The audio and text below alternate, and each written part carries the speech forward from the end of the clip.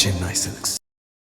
S, வீடு, schools, hotels, store room இங்கெல்லாம் partition wall கட்டணும்னாலும் இப்போ பில்டிங் ஓனர்ஸோட first choice Renocon Rapid Wall Panels. No compromise. உங்க சைடுலயும் எங்க சைடுலயும். It's a GT promise. GT Holidays, South India's #1 travel brand. 4 police ஒரு எஸ்ஐ தலைமையில் 5 பேர் ஒரு 2 கைதியை கூட்டிகிட்டு போகணும்பா. இருந்து திருச்சி கூட்டிகிட்டு போகணும், நீங்கள் போயிடுங்கன்னு காலையில் அந்த 5 பேரில் ஒரு ஆளுக்கு பாஸ்போர்ட் போட்டு கொடுத்துருவாங்க. 6 மணிக்கு கொடி இறக்கிடுவாங்க. கொடி இறக்கிட்டா எந்த கைதியும் உள்ளே போக முடியாது, வெளியே வர முடியாது. இதுதான் சிறைத்துறையோட ரூல்ஸ். நீங்கள் பெயிலே கிடச்சிருச்சு அப்படின்னாலும் கொடி இறக்குனதுக்கப்புறம் வெளியே போக முடியாது.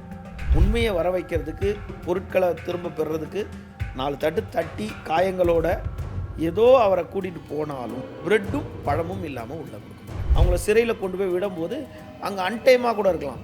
2வது இவங்க உடல்நிலை ஒத்துக்காத சூழ்நிலையாக இருக்கலாம். 3வது உடனடியாக இவங்களோட சிறை சாப்பாடு இவங்களை ஏற்றுக்கொள்ளாமல் இருக்கும். அப்போது அட்லீஸ்ட் ஒரு 2 நாளைக்கு இந்த பிரெட்டும் வாழைப்பழத்தையும் சாப்பிட்ருவாங்கன்னு தான் சிறைக்கு வந்து நீதிபதிக்கு ஒரு அறை இருக்கும். அங்கே உட்கார வச்சு, ஏன்பா நீ எதுக்கு இருக்க, இந்த கேஸில் எனக்கு யாருமே இல்லைங்க, அம்மா வயசானவங்க, நான் ஒரு டைலர் வேலை செய்கிறேன், என்னை யாரும் எடுக்க ஆள் இல்லைங்க, என்கிட்ட பையன் கட்ட கூட காசு இல்லை. சரி,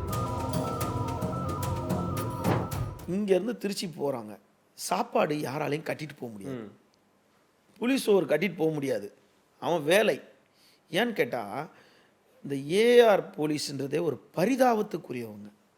அவங்கள பற்றி நம்ம கண்டிப்பாக சொல்லியே ஆகணும். அதை வந்து உறுதியாக அவங்களோட கஷ்டங்களை நம்ம கொஞ்சம் இதில் சொல்லி ஆகணும். என்னென்னா, இப்போது ஒரு சிறைவாசியை நாளைக்கு காலையில் நீதிமன்றத்தில் ஆஜர்படுத்தணும் அப்படின்னு வச்சுக்கோங்களேன். இன்று வந்து வியாழக்கிழமை, நாளைக்கு வெள்ளிக்கிழமை காலையில் அவரை திருச்சியில் ஆஜர்படுத்தணும் அப்படின்னா இன்று சாயந்தரம் 4 மணிக்கே வந்து அவங்களுக்கு 1 மணிக்கு டியூட்டி போட போகிறோம். எங்கள் ஓஎஸில், அப்பா நீங்கள் 2 கைதியை வந்து கூட்டிகிட்டு திருச்சி 4 பேர்ப்பா, 4 போலீஸு ஒரு எஸ்ஐ தலைமையில் 5 பேர் ஒரு 2 கைதியை கூட்டிகிட்டு போகணும்பா.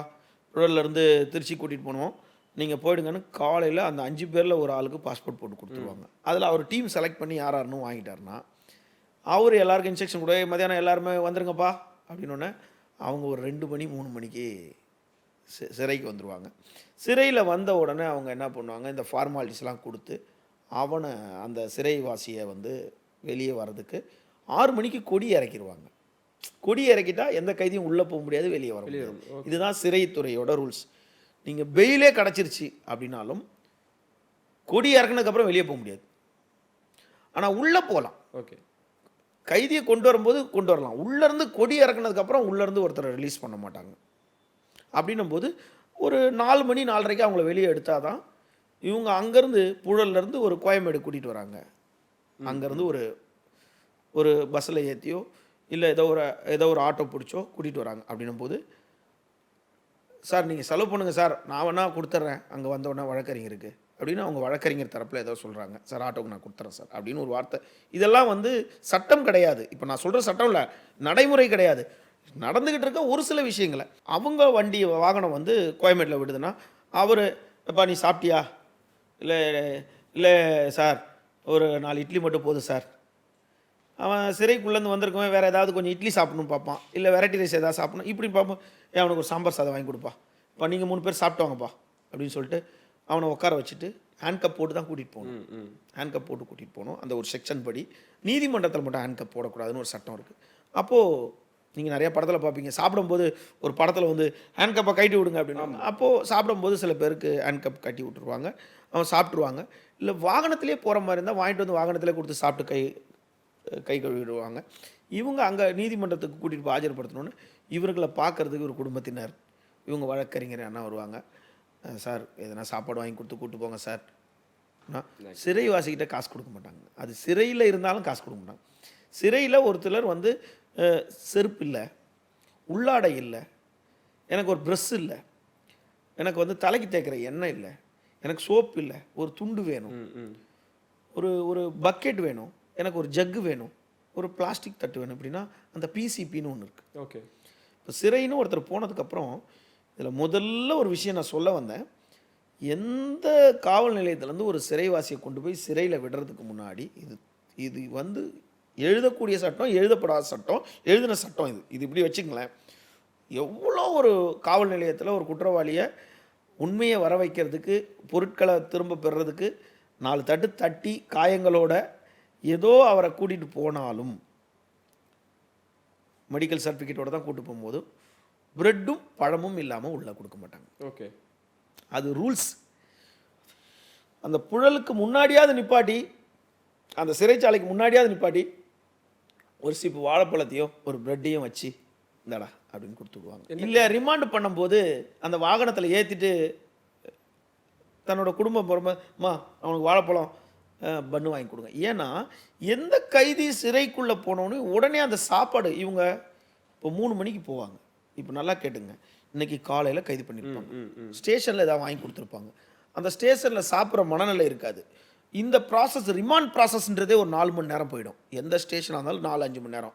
அப்போ அவர் நீதிமன்றத்தில் ஆஜர்படுத்தி, நீதிபதி வீட்டில் ஆஜர்படுத்தி அவங்கள சிறையில் கொண்டு போய் விடும்போது அங்கே அன்டைமாக கூட இருக்கலாம். 2வது இவங்க உடல்நிலை ஒத்துக்காத சூழ்நிலையாக இருக்கலாம். 3வது உடனடியாக இவங்களோட சிறை சாப்பாடு இவங்களை ஏற்றுக்கொள்ளாமல் இருக்கலாம்.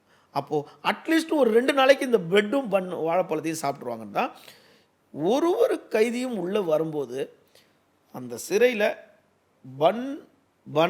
பிரெட் பனானா இல்லாமல் அவங்கள உள்ளே எடுக்க மாட்டாங்க. ஓகே ஓகே, உள்ளே எடுக்க மாட்டாங்க. சார் அவருக்கு எங்கே கொடுத்தீங்களா, சாப்பிட்றது கொடுத்தீங்களா? அப்போது இப்போ ஒரு ஜாம் பாக்கெட் இருக்குது, டப்பா இருக்குது. அந்த ஜாம் சீல்டாக இருக்கும், டப்பா இருக்கும், ஓப்பன் பண்ணால் சீல்டாக இருக்கும். அதை பிச்சுட்டு அந்த கைக்குள்ளே இப்படி போட்டுட்டு பார்ப்பாங்க, ஏன்டா அதுக்குள்ளே ஏதாவது எடுத்துகிட்டு வராங்க.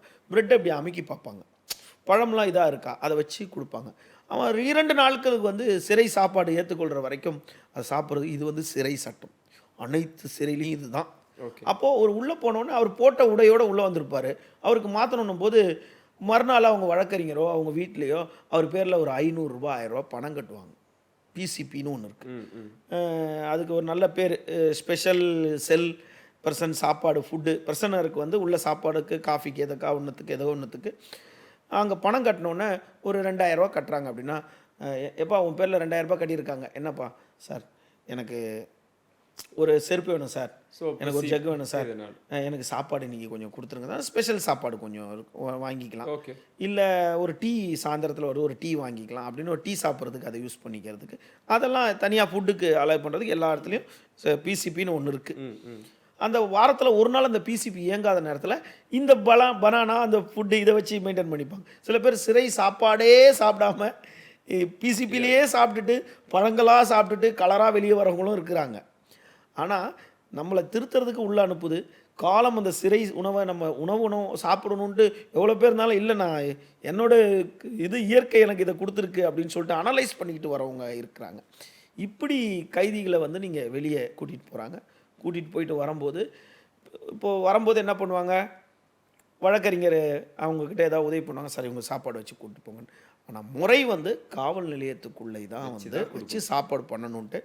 இப்போது எல்லா காவல் நிலையத்துக்கும் யாரும் போகும்போது எல்லாமே மெயின் ரோடு ஆகிடுச்சு, எல்லா இடத்துலையும் கேமராக்கள் இருக்குது. உடனே கொண்டு நிப்பாட்டிட்டு சார் எத்தனை பேர் சார் விடுங்க சார் நான் கட்டிடுறேன் சார்.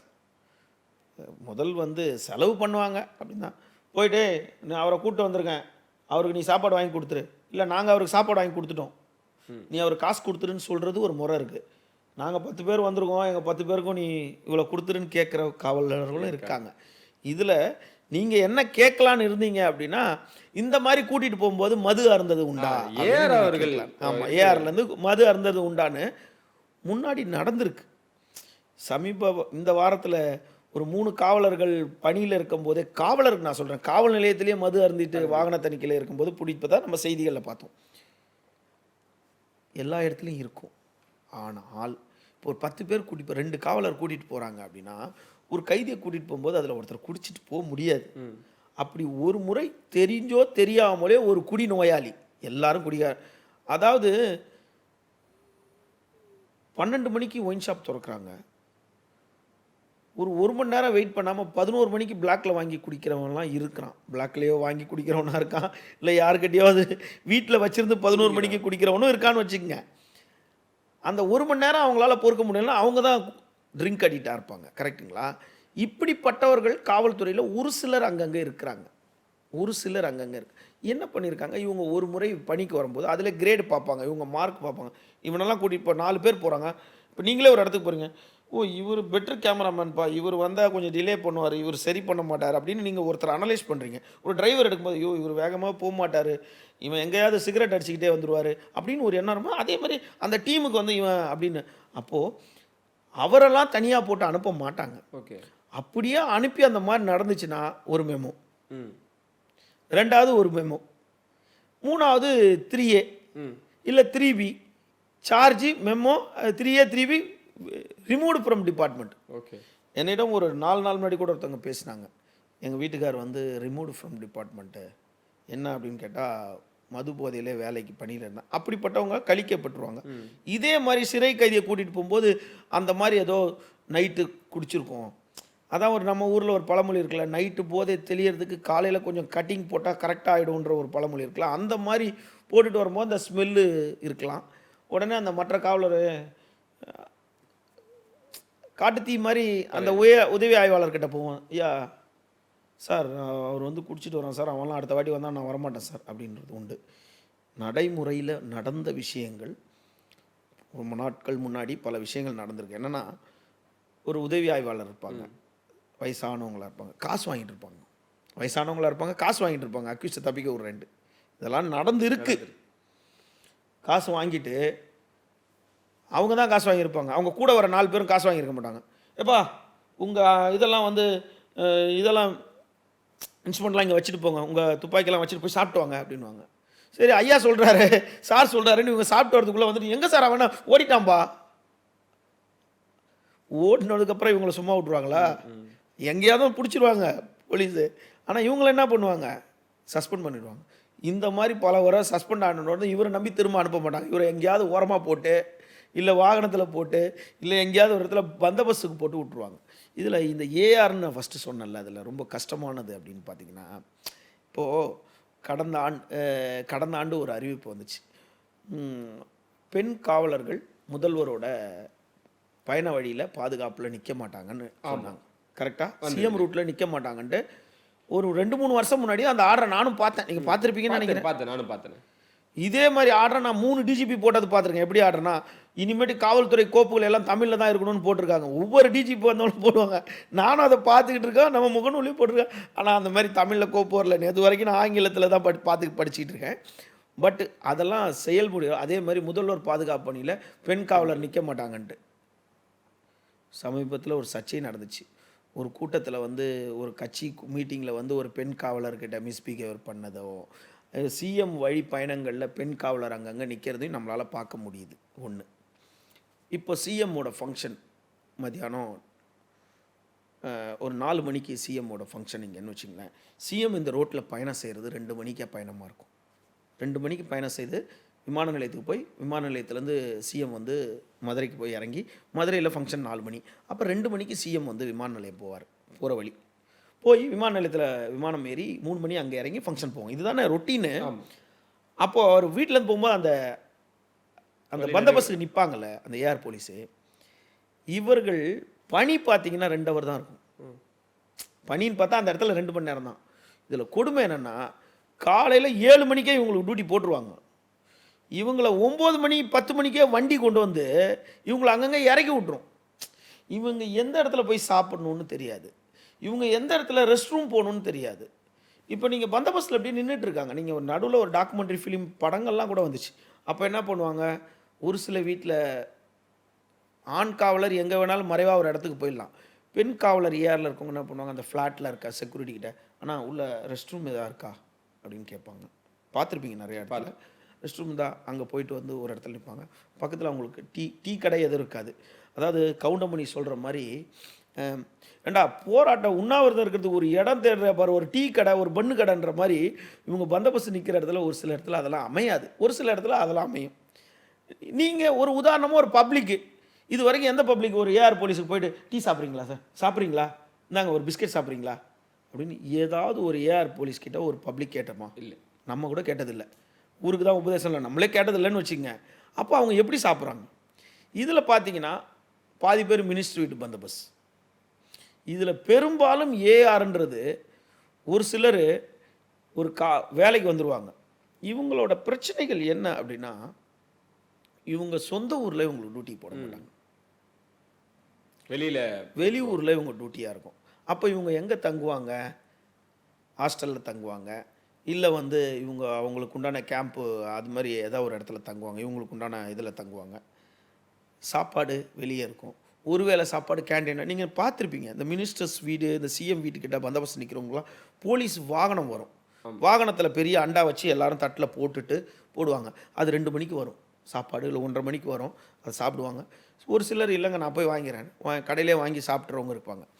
ஒரு காவல் நிலையத்தில் பணிபுரிகிற ஒரு எஸ்ஐ, ஒரு கான்ஸ்டபுள், ஸ்பெஷல் டீமில் இருக்கும் இன்ஸ்பெக்டர், அந்த பக்கத்து டீ கடைக்கு போயினா ஒரு டீ சாப்பிட்டா வேணா ஏட்டையா அப்படின்னு நடைமுறை. இதெல்லாம் நடைமுறை, இதெல்லாம் ஒரு பெரிய குற்றமே கிடையாது. சாப்பிட்டு போங்க ஐயா, இந்த எவ்வளோயா இருட்டுங்க. இல்லை ஒரு 4 வாட்டி 10 வாட்டி 40 வாட்டி டீ சாப்பிட்டு இந்தா ஒரு நாளைக்கு அந்த 500 ரூபா கொடுத்துட்டு போகிற போலீஸ் ஆஃபீஸர், போலீஸ்காரங்க, எஸ்ஐயும் இருக்கிறாங்க. இந்த ஏஆர் போலீஸுங்கன்றவங்க வந்து எந்த இடத்துலையுமே பழக மாட்டாங்க. இன்றைக்கி தாம்பரத்தில் இருப்பாங்க, நாளைக்கு கிண்டியில் இருப்பாங்க, நாளான்னைக்கு அண்ணா நகரில் இருப்பாங்க. இவங்க எந்த இடத்துல போய் தன்னை போலீஸுன்னு போய் பணம் கேட்க முடியும்? எந்த இடத்துல போய் டீ சாப்பிட முடியும்? இவங்க எங்கேயாவது ஒரு இடத்துல டிஃபன் கடையில் போய் சாப்பிட்டுட்டு போங்கன்னு விட்றோமா? இவங்களுக்கு கிடைக்காது. இதில் பெரும்பாலும் நீங்கள் பார்த்தீங்கன்னா காவல்துறையில் 2040 நடுவில் ஒரு முகநூலில் பார்த்தேன். 2025ஆம் ஆண்டே ஒரு 300 பேருக்கு மேலே காவலர் பணியில் இருக்கும்போது இறந்து போனது. அப்போ என்னன்னு கேட்டால் இவங்களுக்கு என்ன வரும்னு கேட்டால், இந்த மாதிரி வேலை செய்கிற ஊர் விட்டு ஊர் இடத்துல வேலை செய்கிற இடத்துல ஒன்று ஒரு காதல் வலை போயிடுவாங்க. ஒன்று அவங்க இறந்து போனோன்னே என்ன வரும்னு கேட்டால் பணியின் அழுத்தம்னு சொல்லிடுவாங்க. ஆமாம், பணியின் அழுத்தம் அப்படின்னு. பணி அழுத்தம்னு காரணமாக 5000 பேர் இருப்பாங்க, அதில் ஒருத்தர் மட்டும் பணி அழுத்தம் காரணமாக இறந்துக்கிறாங்க அப்படின்னா இவங்களுக்கெல்லாம் ஒரு மந்தை தானே. இவங்க வந்து ஒரு மொத்தமாக ஒரு டீம் தானே. ஒரு ஸ்டேஷன்லனா ஒரு கான்ஸ்டபிள் டைரெக்டாக ஒரு இன்ஸ்பெக்டர் டார்ச்சர் பண்ணுறாரு, ஒரு எஸ்ஐ டார்ச்சர் பண்ணுறாங்க, ஒரு ரைட்டரை டார்ச்சர் பண்ணுறாங்க, அது மேலே ஏசி டிசி டார்ச்சர் பண்ணுறாங்கன்னு இருக்கும். இவங்க ஏஆர் போலீஸ் மொத்தமாக இருப்பாங்க. அப்போ இவங்க என்ன பண்ணுவாங்க? இவங்க வேற சொந்த ஊர்னால இங்கே இருப்பாங்க. இவ்வளோ இருக்கும் பொழுது இப்போ நம்ம ஏஆரை பற்றியும் அவங்களோட கஷ்டங்களும் அவங்களோட யதார்த்த நடைமுறை விஷயங்களை பேசுனீங்க. எனக்கு கைதி இருக்காங்கண்ணே. இப்போ கைதி வந்து குடும்பத்தார்கள் இருக்காங்க. இருக்கும் பொழுது அவங்க வந்து மேல்முறையீடு பண்ணுறாங்க, இந்த மாதிரியான விஷயங்கள் பண்ணுறாங்க. குடும்பத்தார்கள் இல்லாத கைதிகளின் நிலை என்ன? அவங்களுக்கு என்னதான் எப்படி சொல்கிறது, அவங்களோட எதிர்காலம் என்னென்ன? நல்ல கேள்வி. எனக்கு தெரிஞ்ச விஷயத்த சொல்லிடுறேன். ஓகேவா? தெரியாத விஷயங்கள் பல இருக்கலாம். அதனால் எல்லாத்தையுமே ஒரே நேர்காணல் நம்ம சொல்லணும்ல, எல்லாம் எதிர்பார்ப்பாங்க பார்வையாளர்கள். கொரோனா காலகட்டம் வந்துச்சு. அப்போ கொரோனா காலகட்டத்தில் சின்ன சின்ன வழக்குகளில் இருக்கவங்க எல்லாரையுமே வந்து நீதிமன்றங்களில் என்ன பண்ணிடுச்சுன்னா, கோர்ட்டில் ஜாமீன் வாங்க தேவையில்லை, சிறையிலேருந்தே ஜாமீன் கொடுத்து அனுப்பலாம் சின்ன சின்ன வழக்குக்கு அப்படின்னு சொல்லிட்டு ஒரு லிஸ்ட்டு போட்டுச்சு. லிஸ்ட்டு போட்டு ஒவ்வொரு சிறையிலேருந்துமே சின்ன சின்ன வழக்கில் பெயில் வாங்காமல் அவங்கள அனுப்பலான்ட்டு பாதி பேர் அனுப்புனாங்க. இங்கே நடந்த ஒரு விஷயத்தை நான் சொல்லியே ஆகணும். ஐயோ, வாழ்க்கை கடவுள் நம்மளுக்கு நல்வழி காட்டினார்னு பல பேர் வந்து திருந்தி அப்படியே போயிட்டான். பல பேர் முறையாக அந்த வழக்கை நடத்திட்டு போயிட்டான். தொடர் குற்றவாளிகள் இருக்காளுங்க, திருட்டு குற்றவாளிகள், இவர்கள் சிறையிலேருந்து வெளியே வந்தவுடனே வீட்டுக்கு எப்படி போகிறது, வண்டியும் கிடையாது, பஸ்ஸும் கிடையாது, எந்தெந்த ஊருக்கு நான் எப்படி போகிறதுன்னு தெரியாமல் நடந்த சம்பவம். பஸ்ஸும் ஓடலை, எதுவும் ஓடலை, நம்ம எப்படி போகிறதுன்னு தெரியாமல் புழல் சிறையில் இருந்த காவலர்களோட இருசக்கர வாகனத்தை திருடிட்டு வீட்டுக்கு போனவங்கலாம் எவ்வளோ பேர் இருக்காங்க. தேடி தேடி கண்டுபிடிச்சி அந்த சிசிடிவியில் கண்டுபிடிச்சி கொண்டு வந்தவங்கலாம் இருக்காங்க. அப்போது திருடுறவன் திருடி கொண்டு தான், திருடனாய் பார்த்து திருந்தா விட்டால்ன்ற வரி இதுக்கு தான் சரியாக வரும். திரும்பவும் அவங்கள கைது பண்ணிட்டு வந்து சிறையில் போடணுமா அப்படின்னு. அப்போது எல்லா கைதிகளுக்கும் சின்ன சின்ன வழக்கில் தொடர்ந்து 5 குற்றம் செய்கிறீங்க. ஒவ்வொரு முறை அம்மா எடுக்கிறாங்க, நண்பர்கள் எடுக்கிறாங்க, உறவினர் எடுக்கிறாங்க, மனைவி எடுப்பாங்க, சாப்பாடே இல்லாதவங்க கூட சரி கணவனை கடைசியாக எடுத்துடலான்னு எடுப்பாங்க. திரும்பவும் அந்த தப்பை செய்யும்போது இவன் கொஞ்ச நாளைக்கு உள்ளே இருந்தால் தான் என்ன திருந்தட்டும் அப்படின்னு சொல்லிட்டு பல பேர் வந்து எடுக்காமல் விட்டுருவாங்க. திருந்தட்டும், அனலைஸ் பண்ணட்டும், சரி இப்போ எடுத்துடலாம், அப்போ அவன் திருந்தட்டும், ரொம்ப நாள் இருக்காரு அப்படின்னு சொல்லி நினைப்பாங்க. அவன் திருந்துறான் ஆண்டு. அப்படி ஒரு சிலர் திருந்துறான், ஒரு சிலர் திருந்துறதில்ல. பல பேர் வந்து பலருக்கு எடுக்க வரதுக்கே ஆள் இல்லாமல் இருப்பாங்க. அப்படிப்பட்டவங்களுக்கு அரசு கைவிட்டுறாது, காவல்துறையும் கைவிட்டுறாது. அந்த ஜெயிலர்கிட்டையோ சூப்பரண்டன்ட்கிட்டையோ யாருக்கிட்டையோ எனக்கு வக்கீல் போடுங்க அப்படின்னா அந்த வழக்கு கண்டிப்பாக நீதிமன்றத்தில் இருக்கும். ஒரு நாள் விசாரணைக்கு வரும். இந்த பீரியடில் வரும்போது ஏன் அவருக்கு ஜட்ஜ் வக்கீல் இல்லையா, அவருக்கு யாருமே வக்கீல் வைக்கலையா, இல்லை அவருக்கு யாருமே இல்லை, சரி கவர்மெண்ட் சைடில் ஒரு வக்கீல் வைக்கல. அதாவது எவ்வளோ பெரிய பாலியல் புகார் வந்தவங்களுக்கும் சமீபத்தில் நடந்த ஒரு பெரிய பல்கலைக்கழகத்தில் நடந்த ஒரு சர்ச்சைக்கு அந்த குற்றம் நிரூபிக்கப்பட்டும் அவருக்கு 2 வழக்கறிஞரை நீதிமன்றம் நியமனம் பண்ணுச்சு. அப்படின்னும் போது பலருக்கு வந்து வக்கீல் வந்து தானாக வந்து அதுக்குன்னு நீதிமன்றத்தில் பலர் இருக்கிறாங்க. நீதிமன்றம் அதை கண்காணிக்கிறதுக்கு ஒரு குழு இருக்குது. ஓகே, அதாவது மாவட்ட சட்ட பணிக்குழு அப்படின்னு ஒன்று இருக்குது. மாவட்ட சட்ட பணிக்குழு அப்படின்னு இருக்குது. அதில் வந்து ஒரு சில வழக்கறிஞர் இருக்காங்க. அவங்களுக்கு வந்து நீங்கள் அவங்களுக்கு அந்த கேஸ் போகணும், இவங்களுக்கு இந்த கேஸ் போகணுன்ட்டு அவங்களே போயிட்டு சிறைக்கு பிரசனுக்கு போயிட்டு உனக்கு யாரும் இல்லையா, உனக்கு இப்படி இருக்கா, அவங்க கேஸில் பெயில் வாங்கி தரேன்னு அவங்கக்கிட்டே பெயில் வாங்கி அவங்கள வெளியே அனுப்புறது. அது மூலிமா 1 மாதம் 2 மாதம் பொறுத்து அவங்களுக்கும் நீதிமன்றம் மூலிமா ஒரு தொகை 5000 ஏதோ ஒரு தொகை வந்து நீதிமன்றம் வந்து அந்த மாவட்ட பணிக்குழு வழக்கறிஞர்களுக்கும் கொடுக்குது. அதுவும் இன்றி ஒரு சில அதாவது கேம்ப் மாதிரி ஒன்று போடுவாங்க. அது வந்து நீதிபதியே வந்து சிறைக்கு வராங்க. சிறைக்கு வந்து நீதிபதிக்கு ஒரு அறை இருக்கும். அங்கே உட்கார வச்சு ஏன்பா நீ எதுக்கு இருக்க, இந்த கேஸில் எனக்கு யாருமே இல்லைங்க, அம்மா வயசானவங்க, நான் ஒரு டைலர் வேலை செய்கிறேன், நான் வந்து ட்ரெயினில் டிக்கெட் எடுக்காமல் வந்துட்டேங்க, அப்படியே ட்ரெயினில் பிடிச்சிட்டாங்க, சிஆர்பிஎஃப் போலீஸு வந்து என்னை பிடிச்சி சிறையில் போட்டாங்க, இப்போ நான் இது ஒரு 10 நாளாக இங்கே இருக்கிறேங்க, என்னை யாரும் எடுக்க ஆள் இல்லைங்க, என்கிட்ட ஃபைன் கட்ட கூட காசு இல்லை. சரி, ஜட்ஜு முடிவு பண்ணுறது தான். ஓகே, இந்த மாதிரி ஜட்ஜு சிறைக்கு வர்றது எல்லா சிறையிலையும் நடந்து கொண்டு தான் இருக்குது. எல்லா சிறையிலையும் பாதி பேர் ஷூரிட்டி பெயில் கிடச்சி, பலருக்கு பெயில் கிடச்சிரும், நீதிமன்றத்தில் பெயில் கிடச்சிரும், கஷ்டப்பட்டு போராடி பெயில் கிடச்சிரும், பட் ஷூரிட்டி நிப்பாட்டாமல் இருப்பாங்க. அப்போ அந்த ஏன் வெளியே போகல, எனக்கு ஷூரிட்டி நிப்பாட்பட்ட ஆளே இல்லைங்க, பெயிலே முடிஞ்சு போச்சு, இதுக்கு உண்டான தண்டனையே அனுபவிச்சிட்டேன், சரி ஷூரிட்டி வேணாம், உன் சொந்த ஜீவனெலாம் இப்படி பலர் இருக்காங்க. அப்படிலாம் யாரும் இல்லை. ஓகே, நான் இறுதியாக இந்த கேள்வியோட நான் முடிச்சுக்கிறேன். இந்த மாற்று மதத்தினர் அப்படின்ற ஒரு விஷயம், அவங்களுக்கு இந்த சிறையில் வந்து சமீபத்தில் வந்து வச்சு கேட்குறேன்னா அந்த மாதிரி ஏதாவது ஏற்றத்தாழ்வு அந்த மாதிரி ஏதாவது இருக்கா? இந்த மாதிரி நாங்கள் எடுத்தா பிரச்சனையாகும். ஒரு 5 ஆண்டுகளுக்கு முன்னாடி 2019 என்னவோ ஒரு வீடியோ ஒன்று வைரல் ஆச்சு. புழல் சிறையில் வந்து ஒரு மாற்று மதத்தினர் வந்து உள்ளே தன்னோட ரூமை வந்து பக்கவாக ஜன்னல்லாம் ஸ்க்ரீன் போட்டு அடைச்சிட்டு தன்னை சொகுசாக இருக்கிறது, உள்ள பர்ஃப்யூம் பாட்டிலாம் இருக்கிறது, அப்படிலாம் நம்ம பார்த்தோம். சென்ட் பாட்டில்லாம் இருக்குது அப்படின்னு நம்ம பார்த்தோம். அது வீடியோ சமூக வலைதளத்துலேயும் ஒரு 2019 வந்துச்சுன்னு நினைக்கிறேன் அந்த வீடியோ. ஓகே, ஒரு குறிப்பிட்ட அப்படி ஏற்றத்தாழ்வுகள் எதுவும் கிடையாது. ஏற்றத்தாழ்வுகள் எதுவும் எந்த மதத்தினருக்கும் ஏற்றத்தாழ்வு கிடையாது. போயிட்டு வந்தோம் ஏற்றத்தாழ்வுனா. ரெண்டாவது என்னென்னா, ஒரு பிளாக்குன்னு வரும்போது ஒருத்தர் தனியாக இருப்பாங்க. அதாவது எனக்குள்ளே இருக்க விஷயத்தை உங்களுக்கு திணிக்கிறது தானே பிரச்சனை. அங்கே வந்து திணிக்கிறது எதுவும் கிடையாது. அப்படின்னும் போது இந்த பிளாக்கில் வந்து அவங்க ஒரு ஒரு சமூகத்தினர் இருக்காங்க. அவங்க வந்து பக்கத்தில் ஒரு ஆள் இருக்கும், அங்கே போய் ப்ரேயர் பண்ணுறவங்களும் இருக்கிறாங்க. இந்த பக்கம் அவனுக்கு உண்டான ப்ரேயர் பண்ணுறவங்க இருக்கான், இவன் வெள்ளிக்கிழமை அவங்களுக்கு உண்டான ப்ரேயர் பண்ணுறவங்களும் இருக்காங்க. அப்போ அந்த வார்டில் வந்து அவங்க தான் இருக்காங்க, நீ எதுக்கு இருக்கா, நீ டிஸ்டர்பன்ஸ் இல்லாமல் இரு, இங்கே போய் சர்ச்சை ஏற்படுத்தக்கூடாதுன்னு அவங்க தனியாக ஒரு யூனிட்டியாக இருக்கிறதுனால ஏற்றத்தாழ்வுன்றது எதுவும் கிடையாது. எல்லா இடத்துலையும் ஸ்குவாடு போய்கிட்டு தான் இருக்கும். ஓகே, சூப்பரண்டு வந்து கண்காணிப்பாங்கன்னா கூட ஸ்குவாடுன்னு ஒன்று காவல் நிலைய இது சிறையில் இருக்குது. ஸ்குவாடு வந்துச்சுன்னா அந்த 5 பேர் 4 பேர் அப்படி நடந்து வந்தாங்கன்னா அவங்கள பார்த்த உடனே பெரிய ஆளுங்கள் கூட, ரவுடிகள் கூட அந்த பயம் இருக்கும். ஏன்னு கேட்டால் அவங்க இதில் கரெக்டாக இருப்பாங்க. ஆனால் காவலர்கள் இப்படிலாம் இருந்து அப்புறம் எப்படிடா செல் இருக்குன்னு கேட்கக்கூடாது.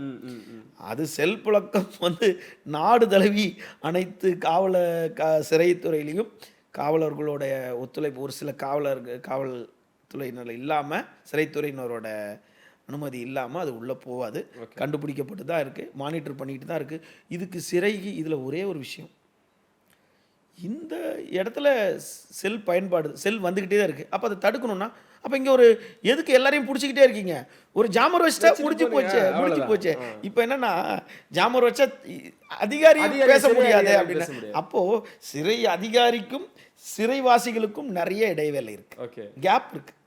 அது அங்கே இருக்கும், இது இங்கே இருக்கும். அப்போ இந்த சிறைவாதிகள் இருக்க இடத்துல அது ஜாமர் வச்சா முடிஞ்சு போச்சு. பல துறைகளில் வந்து தொலைபேசி எடுத்துட்டு, அதாவது செல்போன்ஸை எடுத்துட்டு போக அந்த மாதிரி சிறை அதிகாரிகளுக்கு அந்த வேலையில் அவங்க பகுதியில் அங்கே இருக்கலாம். ஏன்டா இன்னைக்கு எல்லாமே போலீஸ் எல்லாமே செல்ல தான். ஒரு அதிகாரி நீங்கள் எத்தனை பர்சன்ட் வந்தாங்க, எத்தனை பர்சன்ட் போனாங்க, எல்லாமே இன்னைக்கு ஃபோன் ஆகி போச்சு, எல்லாம் மெயில் ஆகி போயிடுச்சு. எல்லாத்தையுமே ஃபோன்லேயே பண்ணும்போது சிறைவாசிகள் இருக்க இடத்துல ஒரு ஜாமர் வைக்கலாம் அப்படின்னு எல்லாருடைய கருத்தை தான் நம்ம இதில் முன் வச்சிருக்கோம். சார், ரொம்ப நன்றிண்ணே. வழக்கம் போல் நிறைய தெளிவான விளக்கங்கள் எங்களுக்காக கொடுத்ததுக்கு மிக்க நன்றி. மிக்க நன்றி.